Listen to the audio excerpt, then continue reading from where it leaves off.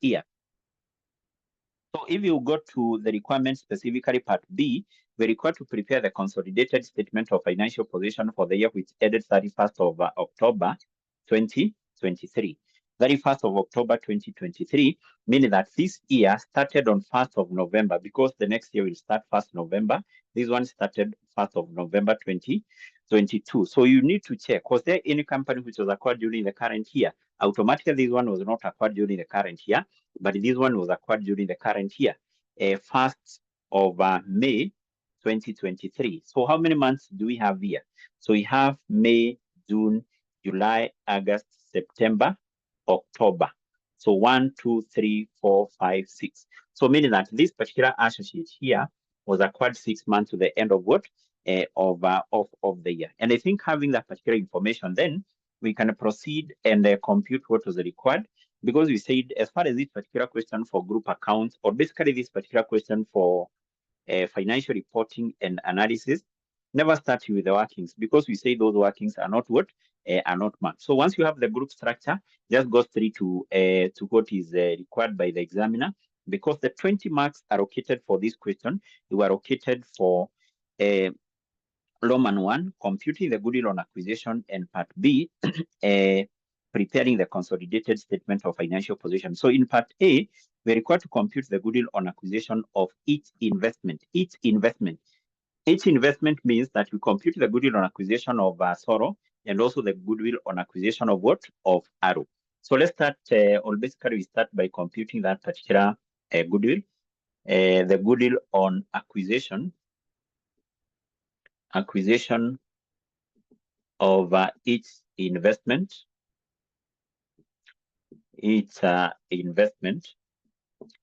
And specifically here, we're going to start by computing the goodwill on acquisition of the subsidiary, which is called Soro Limited. So here we need to have 2 columns, and the figures which are given here, they are given in million of shillings. So if you check the statement of financial position which we have there, you'll see that the figures are in million of what?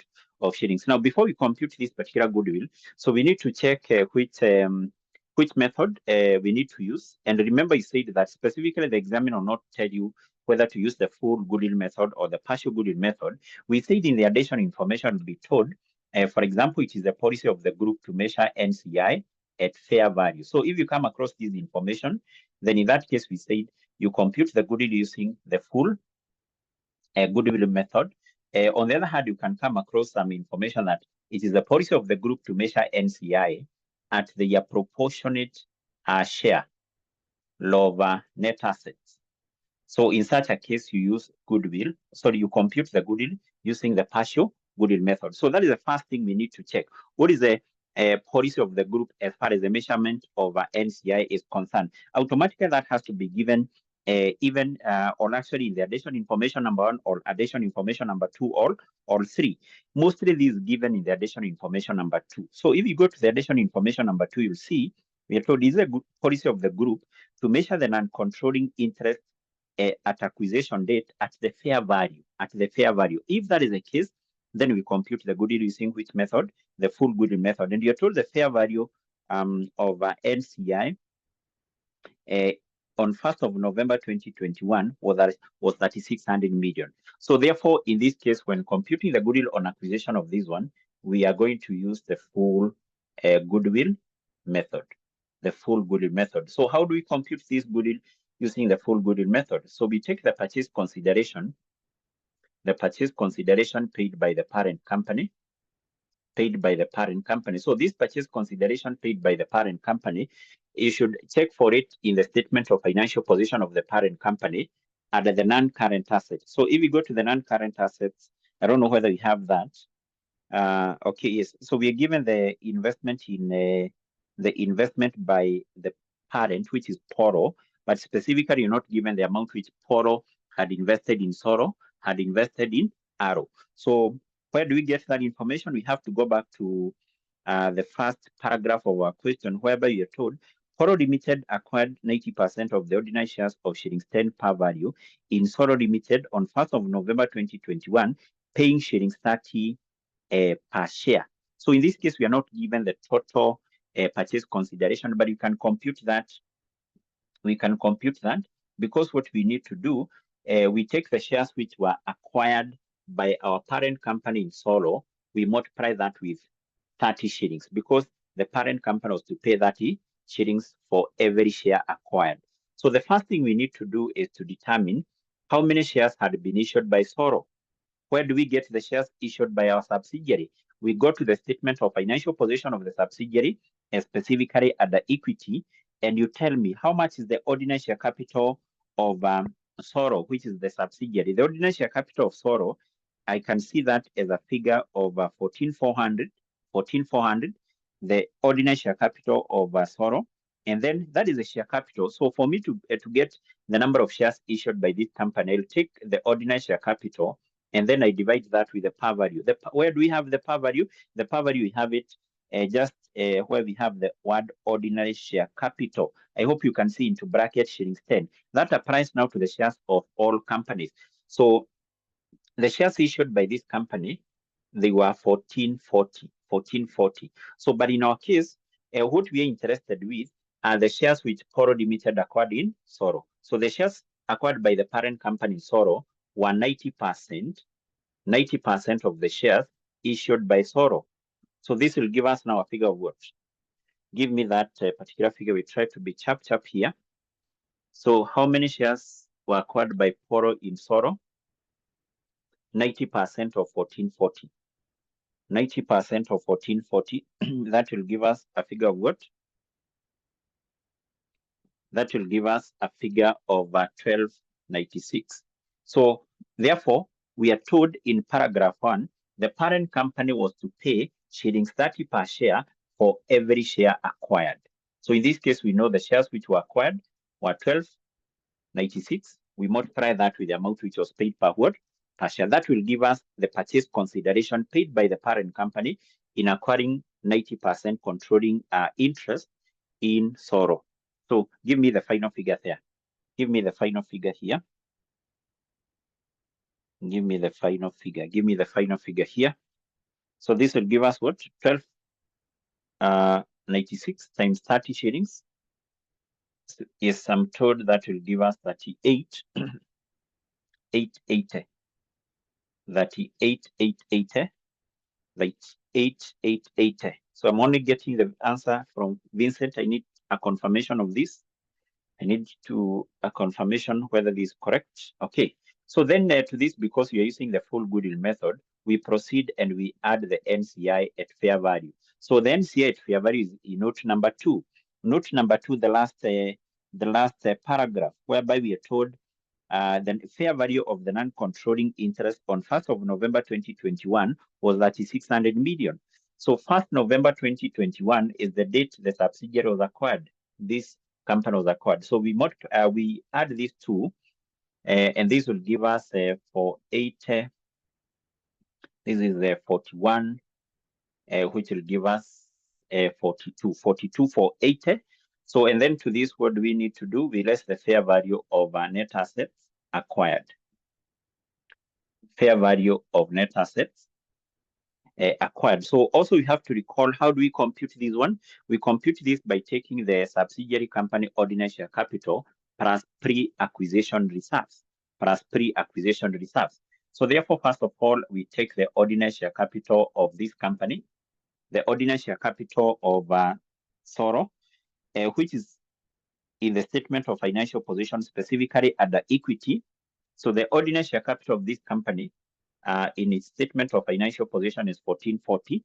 And then below that, what do we have? We have the retained earnings. Now, or not the retained earnings, but revenue reserve. So it is important for you to note that the revenue reserves, this is another name for retained earnings. Or basically, it is the same with the retained what? Profit. Sasa? Yes, but recall there is something I mentioned in our previous class. If, for example, we had a share premium in the statement of financial position of Soro, then that one is always taken to be pre-acquisition. Because here, remember, I've said we compute this by taking the ordinary share capital of this plus pre-acquisition reserves. Pre-acquisition reserves, these are the reserves which Soro Limited was having on the date of acquisition. Now, that revenue reserve which we have in the statement of financial position, that is at the end of the current year. The end of the current year. The end of the current year is 31st October 2023. But what we are interested with, we're interested with the retained earnings of this company, or basically the revenue reserve of the subsidiary on the date it was acquired. That is given somewhere in paragraph 1. Can we go back to paragraph 1? In paragraph 1, we are told in sentence number 2, first paragraph, the balance of Solo Limited retained reserve at that date was 96. So basically what that means is that at the date our subsidiary was acquired, its revenue reserve or its retained profit was how much? Was 96. That is now what we include here. This is now what we refer as the pre-acquisition revenue reserve. There is something also we said you have to check, a revaluation gain. So you have to go to the additional information you check. Did this company on the date of acquisition revalued the asset? Actually, we said that in most of the cases, if the subsidiary company revalued the asset, you'll be given that mostly in additional information number 1. Like in our questions here, I don't think there we are given information about the revenue reserve. Number 2, we are given information about the computation of goodwill. Number 3 is about this should be a check of 80. I think this should be a cash in transit, definitely. That should be a cash in transit. And then note number 4 is about goods which was sold by Polo to Arrow. This has nothing to do with valuation of assets. And then in note number 5, we are told just prior to its acquisition, Solo Limited, this company now, Solo Limited was successful in applying for 6-year license to dispose of waste, products. The license was granted by the county government at no cost. However, Solo Limited estimated that the license was worth 2160 at the date of acquisition. What are we told here? We are told that this company, just before it was acquired, it was able to apply for a license, which was to enable this company to dispose of waste product. And actually, we are told that that particular license was granted by the county government at no cost. But we are told this company estimated the cost of that license as 2160. Now, in this case, who can tell us? If, for example, a company acquire a license at this amount, a company has acquired a license of 2160 million. How do we account for this? Do we account for such license? Who can tell us? How do we account for it? Do we account for it as an expense? Do we account for it as an asset? And so on. How do we account for this license here, which was acquired by this company, Solo Limited? How do we account for this? Any idea? Yes, this is very correct. So this particular license, we account for it as an intangible asset. In other terms, we say that this particular cost, which was incurred by the company, it should be capitalized. It should be capitalized. And basically, capitalizing an expense means that we are treating that cost as what? As an asset. In other terms, what the examiner was telling you here is that on the date of acquisition, this company here acquired a license for free, but it valued that license to have a value of what? 2160. This just like whereby a subsidiary is having an intangible asset, and that intangible asset now is revalued on the date of acquisition. Are we together? The intangible asset is revalued on the date of what? Acquisition. So in terms of how this particular license will be accounted for, in preparing the statement of financial position, we will account for this as an intangible asset. And number 2, because this intangible asset was revalued, there was no cost which was paid for it. We credit the account called revenue reserve. But if this company had paid for that license, we would have debited this account, and then credited bank. But was it paid? No. That's why we are saying we credit the revenue reserve. And because this revenue reserve or this revaluation gain occurred on the date of acquisition, then we also account for that as what? A pre-acquisition revaluation reserve. And therefore, we will include that here as one of the pre-acquisition reserve. So that is the revaluation gain on intangible assets, which is 21 what? 2160. 21 what? 60. Sasa? Yes. So I think that is basically the information which we have there. And I think in the last point number 6, we are told on 1st November 2021, Soro Limited owned an investment property. Yes, investment property, which that had a fair value of 1440 in excess of the book value. In excess of the book value. And then you're told the value of this property had not changed since the acquisition. Now, that is also another revaluation of asset. We are told this company on the date of acquisition, it owned an investment property, and actually that investment property was revalued, or its fair value was more than the book value, with a figure of what? 1440 million. So how do we account for this 1440? This is a revaluation gain automatically. So this 1440, we are going to add this to the investment property in the consolidated statement of financial position. And number 2, we also account for this as a revaluation gain. And this revaluation gain, because it occurred on the date of acquisition equally, it will also be a pre-acquisition, and therefore we also include it here. So this, remember, is the revaluation gain on investment property. This is on intangible assets. So, and that is a figure of what? Of 1440. That's yes. So I think those are the only component of the non-current assets.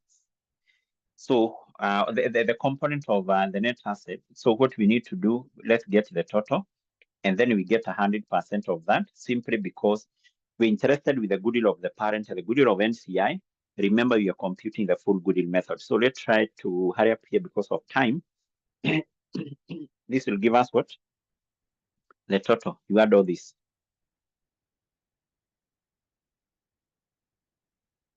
That will give us a total of 27,600.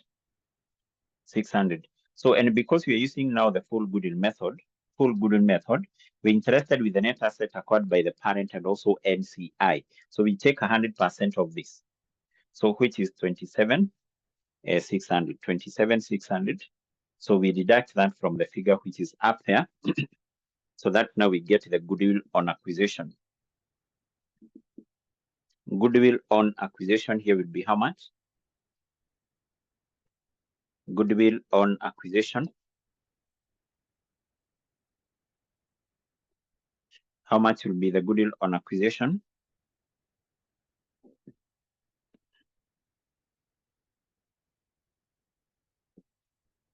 So the goodwill on acquisition, I'm told, is 14 what?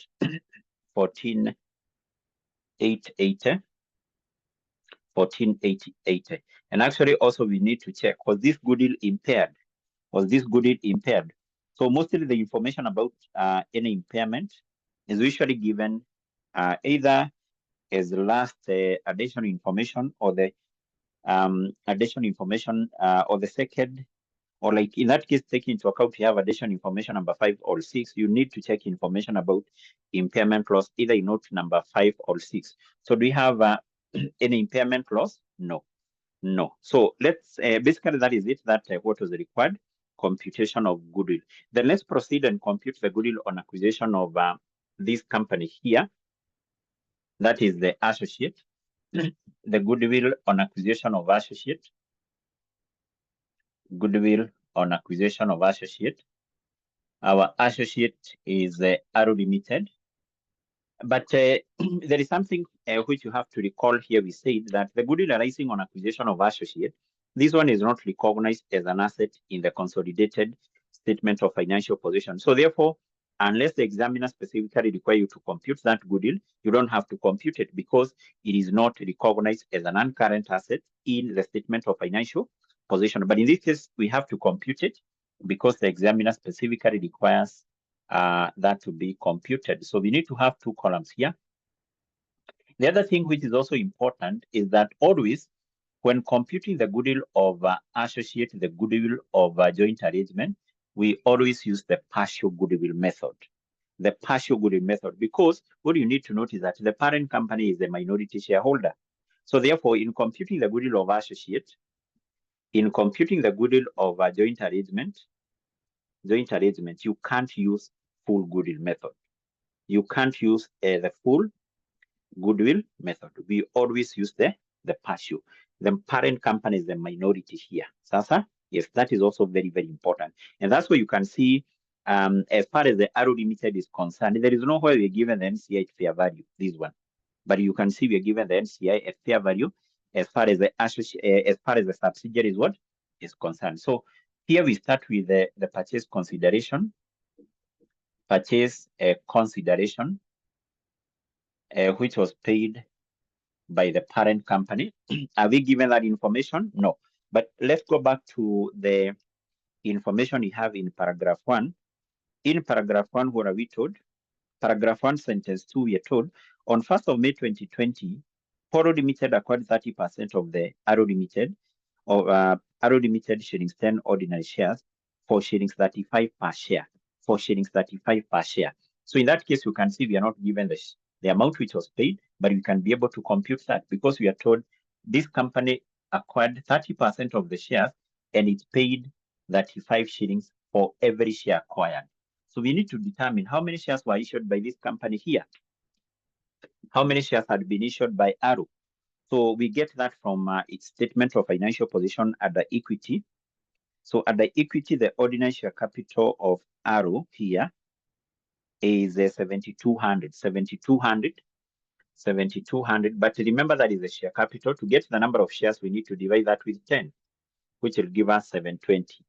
So, but these are the shares issued by this company. So what are we interested with? The shares acquired by Poro in 𝗏. So which were 30% of 720 over 720. So this will give us what? 21, is it 216? 216, or even, yes, 216, 216 shares. But remember, all our figures are in million of shillings. So then we multiply that with 35 shillings. We multiply that with 35 shillings per share. 35 shillings per share. 35 shillings per share. That will give us a purchase consideration of how much?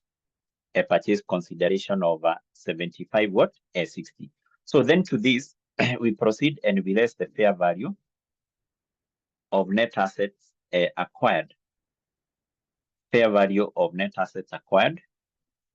Net assets acquired. So how do we compute this? We use the same approach here. We take the ordinary share capital of this company, the ordinary share capital of 𝗏, plus pre-acquisition reserves. So the ordinary share capital for 𝗏 we know is 7,200. That is the ordinary share capital of 𝗏. And still in the equity section, what we have there is the revenue reserve. The revenue reserve, remember I've said, is the retained earnings. So what we are interested with here is the revenue reserve. Revenue reserve of this associate on the date it was acquired. On the date it was acquired. On the date it was acquired. So remember, this company was acquired 6 months to the end of the year. And there is something I mentioned that in case a company is acquired during the current financial year, in most of the cases, the examiner will not have given you its retained earnings on the date of acquisition. You have to compute that. So basically, we know that this company here was acquired 6 months from the start of the year and 6 months to the end, because we have said it was acquired on 1st of May 2023. The year ended 31st. It was ending on which date? 31st of October 2023. We have said if you count there, we have 6 months: May, June, July, August, September, October. So we have 6 months to the end, and also from the start. Now, how do we compute the retained earnings on this date?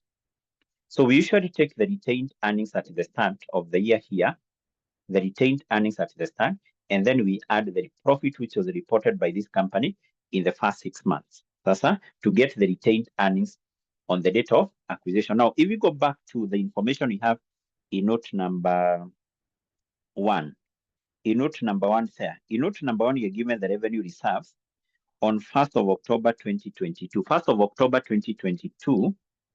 1st of October 2022. That is the start of the year. Now, what we are interested with is the retained earnings of 𝗏 at the start of the year. So what is the retained earnings of 𝗏 at the start of the year as per note number 1? It was 96. It was 96. 96. That is the retained earnings of our associate at the start of the year. Now, I've said to compute its retained earnings on this date, we take the retained earnings at the start, and then we take the profit for the whole year. We apportion that on time basis so that we compute the profit for the first 6 months. The profit reported by this company just before it was acquired. And I hope you can see still in note number 1, we are given the retained profit for the year for 𝗏. How much is that? It is 72. So this is a profit for the whole year. But what we're interested with is the profit reported by 𝗏 before it was acquired, which will be equal to 7,200 times 6/12. So that will help us in terms of, or we are going to get the profit for the first 6 months. So this will give us 76 plus 36, which will give us 10, 11, 11,200. Is that correct? 11,200? The retained earnings of this company on the date of acquisition.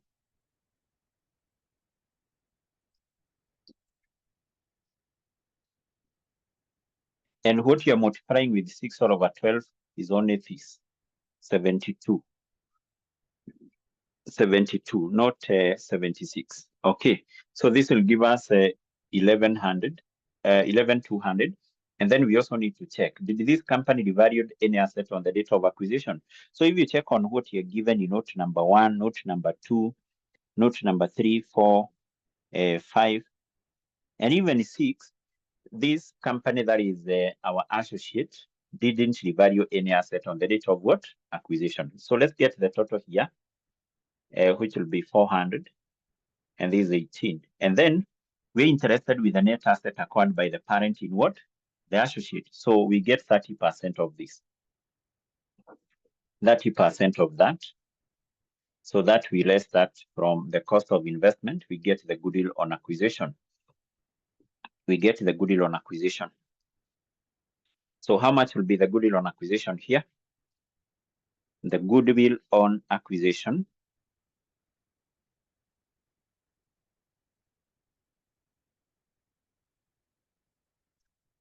There is a figure which you have picked which is wrong. Oh, yes. This one was supposed to be 96. This one was supposed to be 96. 96. 96, not 76. 96. So therefore, it will be 96 plus 36. Plus 36, which will be what?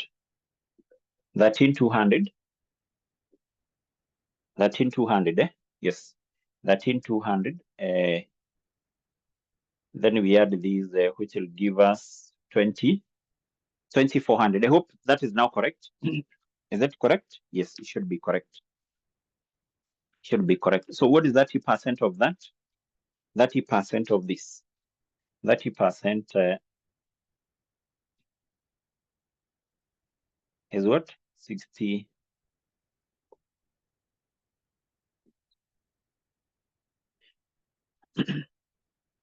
You have 12, 1, 6, 61, 20. Yes. So we less that from the figure we have up there, 0, 4, 4, 1. So I'm getting the goodwill on acquisition of our associate here as a figure of what? As a figure of what? 1440. I hope that is correct. If it is correct, someone can confirm that. Is it correct?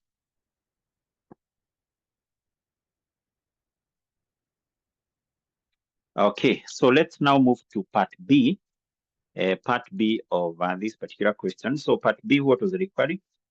So what was required is the group statement of financial position is that 31st of October 2022. 23. 31st of October 2023. So here we just need to have a single column, and our figures are in million of shillings. So in our case record, we have 3 companies.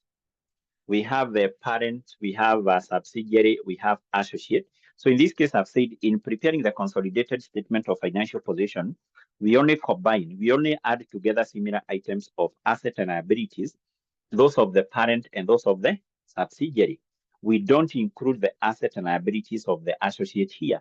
So as far as the associate is concerned, we compute something called the investment in associate, and we recognize here as what? We recognize it here as a non-current asset. Sasa? Yes. So therefore, we are going to remember, first of all, here what we said is that once you come across this particular question, first of all, what do? You have a sketch. Sketch basically means that you, first of all, add assets and liabilities of the parents, those of the subsidiary, inside the bracket here. Don't close the bracket because we equally need to go through the additional information, and then we see which items of assets and liabilities need to be what? Adjusted. That's what we mean by the sketch. So therefore, we are taking the PP of the parent, 96,600, plus those of the subsidiary, that is a sorrow, 200, 43,200. Don't remember not to include the asset, not to add the asset and liabilities of the associate with those of the parent. So don't close the bracket. And then below that, we have investment. So for the investment, we take that of the parent, 48,000, 48,000 plus that of the subsidiary, 10,920, 10,920. But this particular investment by the parent, which is 48,000, this include now the amount the parent company had invested in the subsidiary and the amount it had invested in what? In associate. Do we include that here? No. So therefore, this purchase consideration paid in acquiring shares of the sorrow is part of this, which is 38,800. So we less it from this figure here. We less 38,800. And also this purchase consideration of which was paid in acquiring shares of the associate, the shares of associate. So if you add these two, it will come to a roughly 46,000 fair. Sasa? Yes. So it is part of this. It is part of this. So you deduct it because these two figures, we have used them in computing the goodwill. So then below that, do we have any other non-current asset? No, but we have to remember that here to include the goodwill on acquisition of the subsidiary. The goodwill on acquisition of the subsidiary is recognized here as what? As a non-current asset, which is what you have computed here, 14,880. Do we recognize the goodwill of the associate here? We don't recognize the goodwill of associate here. So don't make a mistake of including the goodwill on acquisition of what? Associate. So as far as the associate is concerned, we compute something called the investment in associate. Investment in associate. And I think we can compute this because I don't think it involves a lot of working. If you can remember, I think the other question which we did, we were able to compute this. I showed you how to compute this. And actually we said to compute investment in associate, number one, we take the cost of investment. The cost of investment is the purchase consideration paid by the parent company in acquiring shares of the associate. And that is now what we have here, 75.60. And then to this, what do we add? We add the parent company share of the parent company share of the associate post-acquisition retained earnings. Post-acquisition retained earnings. We have that information in note number 1. So in note number 1, can we take the retained earnings of Arrow during the current year? Because we know Arrow was acquired 6 months to the end of the year. This is the profit, the retained profit for Arrow for the whole year.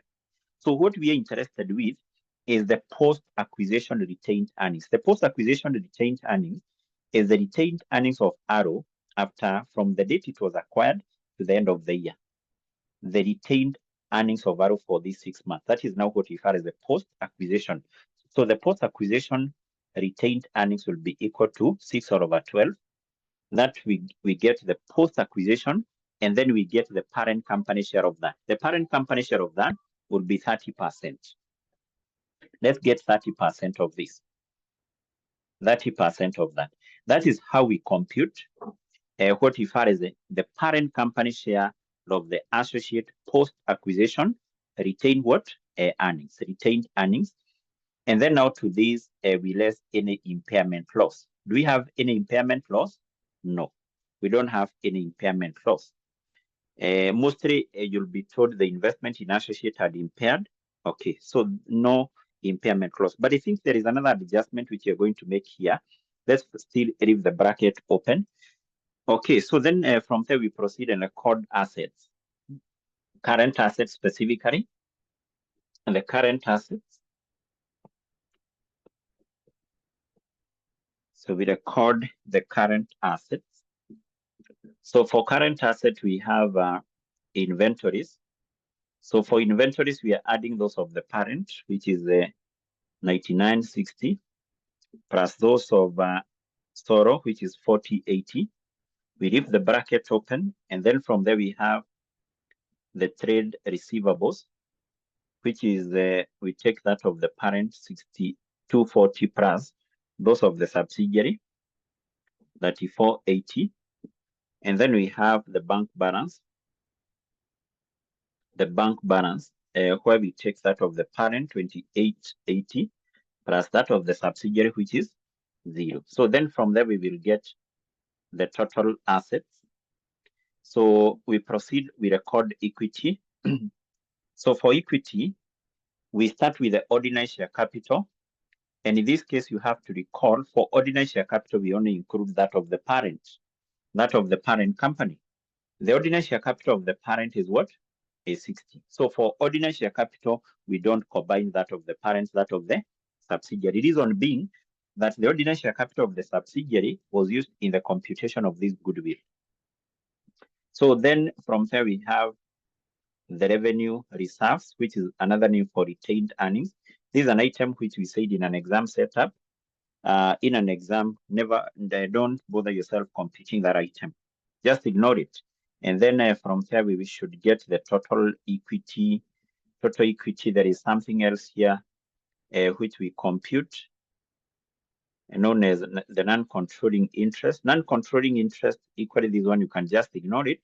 Though like in this particular question, is a little bit simple to compute it. Though you can just ignore it. So let's just proceed and record non-current liabilities. Remember, I said for this particular question, you don't have to get everything correct for you to get all the allocated marks. For example, if you check on how this particular question for group accounts, the question for cash flow, the question from the topic of published and marked, for every correct entry which you have here, for any correct entry which you have here, you are allocated 2 marks. So basically, it means that, like in that question, taking the marks allocated was 16. It means that you need like 8 correct entries. Yes. So we have debentures here. Mostly for debentures, this one do not have any adjustments.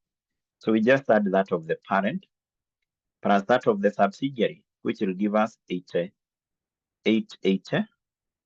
And then from there, we have current liabilities, where we have the trade payables. Trade payables, mostly we know that this one is affected by amount of intercompany debt, 50/40 plus that of the subsidiary. And then in this case, recall what we said is that anytime you see a component of tax, be it deferred tax here, be it the current tax here, be it the income tax expense in the income statement, all those items of tax in any question for group account do not have any adjustments. And therefore, this is also another free mark. 50/40 plus 4200. 4200. Actually, for this one, you can get the final figure, which will be what? Which will be 9240. 9240. And then from there, we have a bank overdraft for the parent, which is 0, for the subsidiary, which is 2880. 28 what? 80. 2880. 2880. So then we will get the total equity. and liabilities, total equity and liability. Someone is saying, Ms. Keboy is asking, is there anyone having a problem with my sound? Anyone else having a problem with my sound? Anyone else having a problem with my sound? Okay, so, okay, the sound is okay. So just check I think the speed of your internet. Okay, sawa. Ms. Keboy, just check the speed of your internet. Maybe you can just first of all exit and then you join. You see whether there will be any improvement. Exit, then you join. You see whether there is any improvement. Okay. Sasa, so that is now what we have as a sketch. And basically what we said is that as you have that sketch, also it is important for you to identify some of the areas whereby you can pick free marks. Free what? Marks. Like you have said, anytime you see a component of tax here, those are free marks, and so on and so on. So now what then we need to do is we go through the addition information as we see whether there's some adjustment to be made here. And there is something I've remembered we have forgotten here. Can you remember we had intangible assets? Can you remember you had intangible assets? Yes, so I think after this investment in associate, we need to include the intangible asset. The intangible asset was the license. Can you remember the license which were given in note number 5? Yes. So we have that license. The license which was acquired at no cost, but it was revalued at a value of 2160. So that one we are going to include it here. And actually you can see there is no any information you're given about the amortization, about this license being amortized. Because generally, remember what we said is that if, for example, a company acquire a license, and that license will enable the company to operate for the next 5 years, for the next 10 years, then that cost should be amortized. That license should be what? Amortized. No information which is given as far as that is what? Concerned. So that now would be the final word figure. Then we need to go through the addition information. We see what need to be adjusted. Let's first of all, we can actually start from the last note, number 6. And you're told on 1st of November 2021, Solo Limited, which is our subsidiary here, had an investment property. Investment property is part of this. You see this investment. I hope you can remember our subsidiary had investment of 10,920. So had an investment property which had a fair value of 1140 in excess of the book value. The value of the property has not changed. So basically we said this 1440 is the revaluation gain which was not accounted for by the subsidiary. How do we account for it? Number one, we said we account for it or we treat it as a pre-acquisition revaluation reserve in computation of goodwill. And number two, we add it in the investment or to the group investment here. So we add 1440. We add 1440. We add 14 what? 40. And I think that will be the only adjustment affecting that. And then let's move to point number 5. In point number 5, I think we have dealt with that because that was all about this license, which I have said we recognize here as what? As an intangible asset. And actually, in this case, I've said there is no any information given about amortization. Okay. So then in note number 4, we are told on 1st of October 2023, that is now actually the last month of the year, Poro Limited sold goods to Arrow. Poro Limited sold goods to Arrow. That is now sales between parent and the subsidiary. And we are told that the goods had a value of shilling 780 million. These goods were transferred at a markup of 30% on cost. And then you're told to that these goods were still in the inventory of Arrow as at 31st of October 2023. Now, how do we deal with the sales between? How do we deal with the sales between the parent to associate? So in this case, we are told there were sales of how much? of 780 million. Now, first of all, if we were preparing the consolidated income statement, this one we don't deduct it from the revenue and also the cost of sales, like what we do whenever we have sales between parent and what?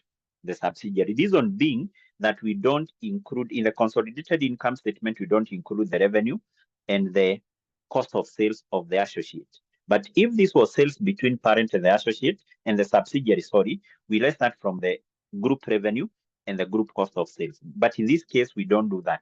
What we do here, anytime we have sales between parent and the associate, we compute something called the group share of unrealized profit. The group share of unrealized profit. How do we compute that group share of unrealized profit? First of all, we compute the unrealized profit the normal way. We take the unsold goods times the gross profit margin.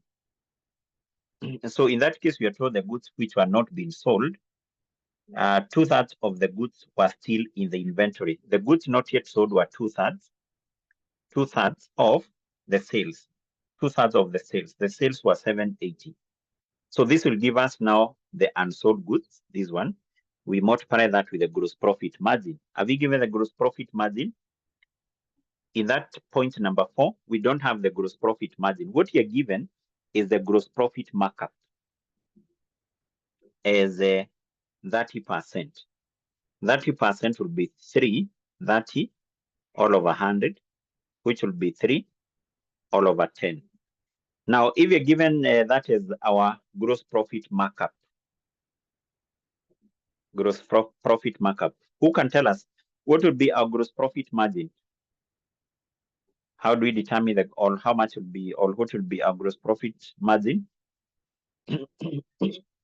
I'm told by Moses is 130. 130.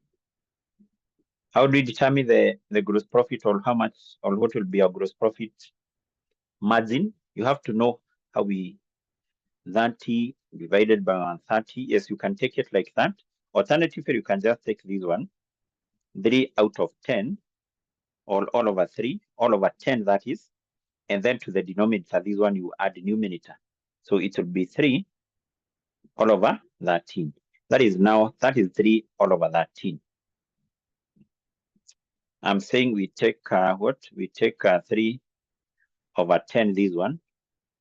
And then to the denominator, we add numerator. So which will be equal to 3 all over 13. That is now our gross profit, what? A margin. So give me the final figure there. Give me the final figure.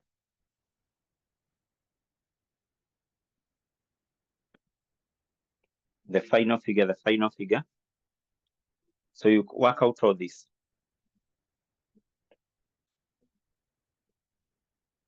Work out all that.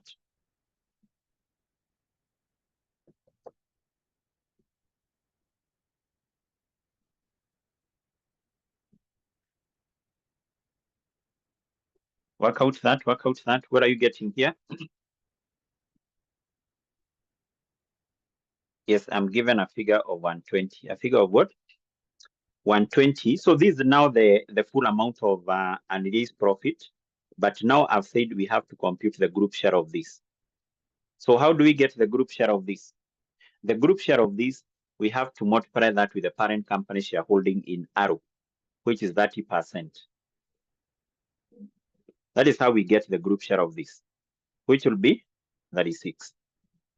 36. Now this 36, which is now the group share of unrealized profit, then which adjustments are required?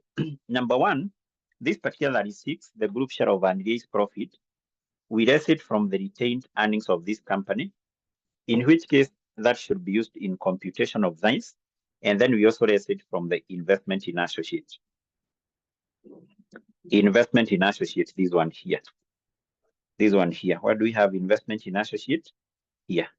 So after lessing the impairment loss, which was 0, we less that 36. Sasa? Yes. So that's basically how we deal with that particular group share of unrealized profit. Group share of unrealized profit. So I think we are done with the point number 4. So can we go to note number 3? Note number three. Note number three. We are told a check of 480 million from Soro to Poro was not received until 30th or 3rd November 2023. So what is this? This check from Soro to Poro, which was not yet received until after the end of the year. The name given to this check is what? Who can remember very fast? The name given to this check. A check sent by one company to the other and not yet received at the end of the year. The name given to this is what? Who can remember that? This basically arises whereby the amount of intercompany debt is not the same. This is cash in transit. The cash in transit, we add it here. We add it here. We add it to the group cash and bank balance. And the cash in transit was 480. And basically, anytime you're given out the cash in transit, it basically means that there was some amount of intercompany debt and which was not the same. Now, there is something which the examiner had not given here. Now, the amount which was included in the receivables and payables of the respective company. Because if you check on the other information, we are told the amount of intercompany balances are included in account receivables and account payables as appropriate. As what? Appropriate. The amount of intercompany balances are included in the account receivables and account payables as what?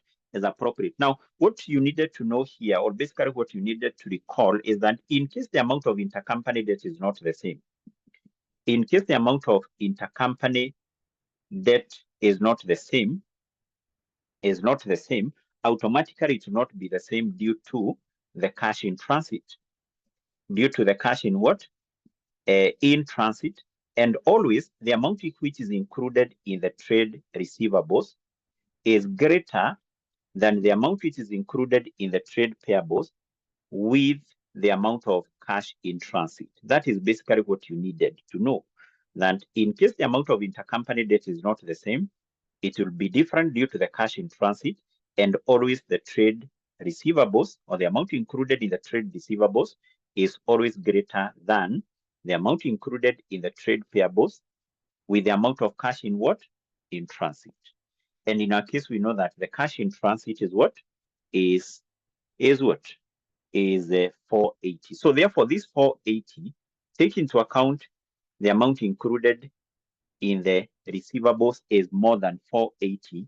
So this one you erase it from that figure there. The trade what? Receivables. Let me illustrate this using a small illustration so that you understand what I'm saying. So like assuming we have a parent company which owes the subsidiary like 40 million. So the parent company owes the subsidiary how much? 40 million. Now this 40 million, this one is included in the trade payables of this company because it's the company which is supposed to pay, is a payable, and then it is included in the trade receivables of this. So in this case, we can be told at the end of the year, this company sent a check of 10 million.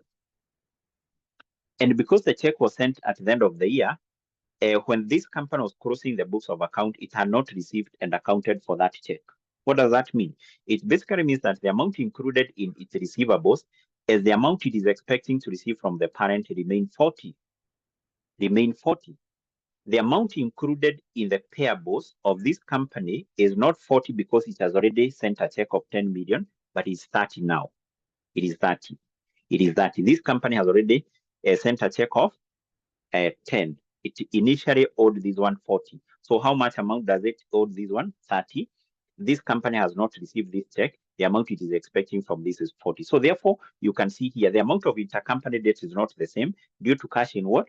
Transit. But you can see the amount included in the receivables, what I've said here, is greater than the amount included in payables with the amount of cash in what? Transit. Are we together?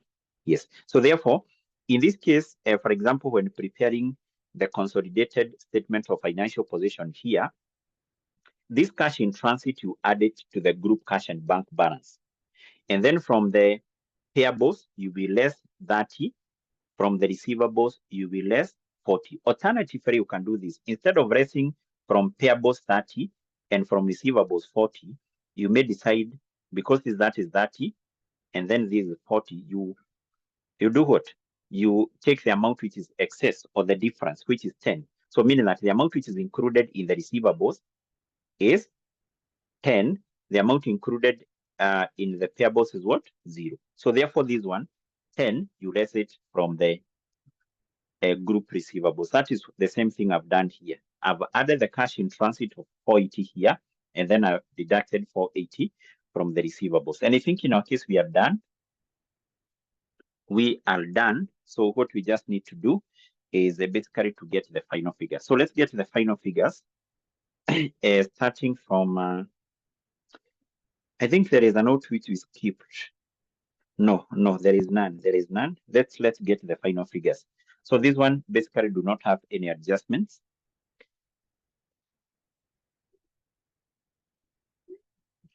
I think Ms. Keboy, I'm giving an illustration here.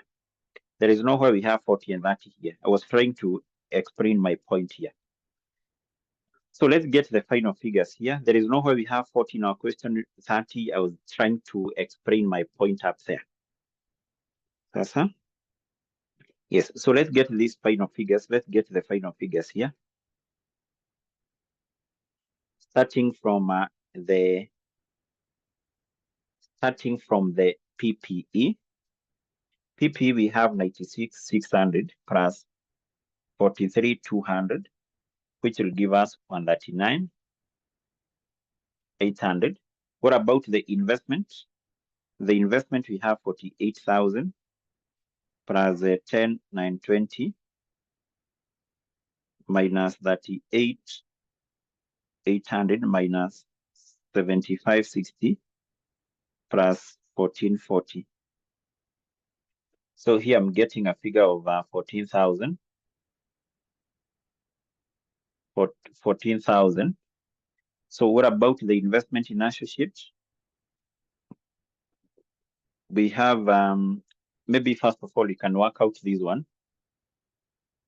We can work out that we have 72 divided by 2 times 30% plus 7560 minus 36, which will give us 8604.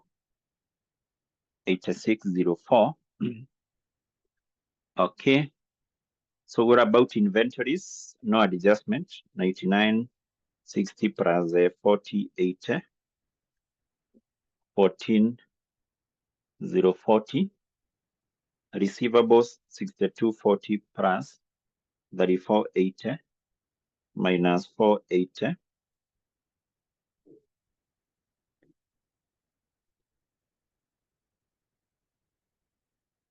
Just keeping goodwill in sub.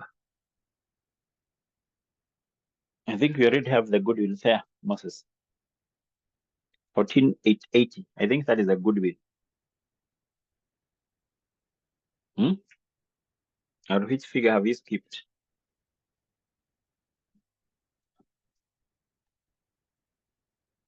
Okay.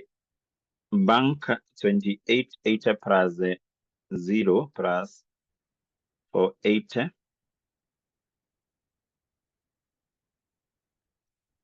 Okay, so basically we said no need of even getting the totals there.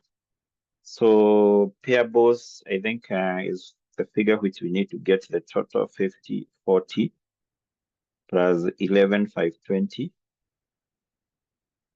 16,560. And the bank overdraft do not have any adjustments there. We get 2880, 2880, 2880. Yes, so I think that is it. That basically what was required as far as that particular question is concerned there.